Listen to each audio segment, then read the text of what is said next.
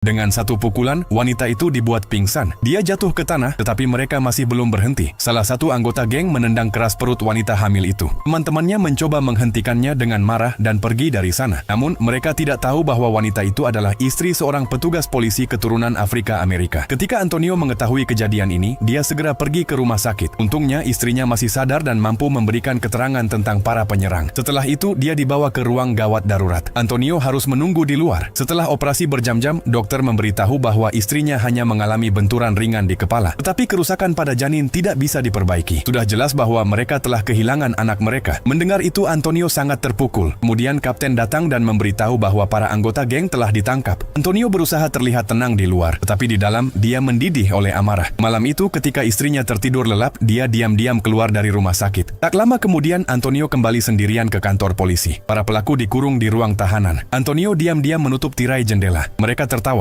mengira bahwa mungkin Antonio adalah suami wanita hamil itu. Mereka percaya hukum akan menyelamatkan mereka, dan polisi tidak bisa berbuat apa-apa. Namun mereka sepenuhnya meremehkan kemarahan Antonio. Antonio segera mengambil alat-alat yang disita dari kendaraan mereka, dan memilih senjata yang pas di tangannya. Salah satu dari mereka, yang botak, masih bersikap arogan. Dia tidak hanya menghina ibu Antonio, tetapi juga berkata bahwa dia tidak menyesali apa yang dia lakukan. Itulah kata-kata yang membuat Antonio benar-benar kehilangan kendali. Kemudian dia pergi ke dua anggota geng lainnya yang mulai ketakutan. Antonio membuka pintu dan membuat janji kepada mereka. Jika mereka bisa menghadapinya, dia akan membebaskan mereka bertiga. Begitu berkata demikian, Antonio mulai menghajar mereka dengan marah, hingga salah satu dari mereka tewas. Namun, seorang tahanan yang bertubuh besar menangkap Antonio dari belakang. Antonio mendorongnya ke belakang, melepaskan diri, dan menendangnya hingga tersungkur. Melihat itu, tahanan botak menjadi sangat marah. Dia bahkan menolak untuk meminta maaf. Antonio mengeluarkan tinju besi dan membuka penutupnya. Si botak menyerangnya, tapi Antonio jauh lebih unggul. Dia mempertahankan diri dengan segala cara. Akhirnya Antonio menjatuhkannya, menekannya ke bawah, dan memukul dadanya dengan keras. Napasnya seolah-olah berhenti. Antonio tidak menunjukkan belas kasihan karena dia adalah pembunuh anaknya. Karena itulah Antonio melampiaskan seluruh amarahnya padanya. Dia memukul wajahnya tanpa henti sampai rusak parah. Namun meskipun begitu, Antonio tetap sangat sedih karena anaknya tidak akan pernah lahir ke dunia ini.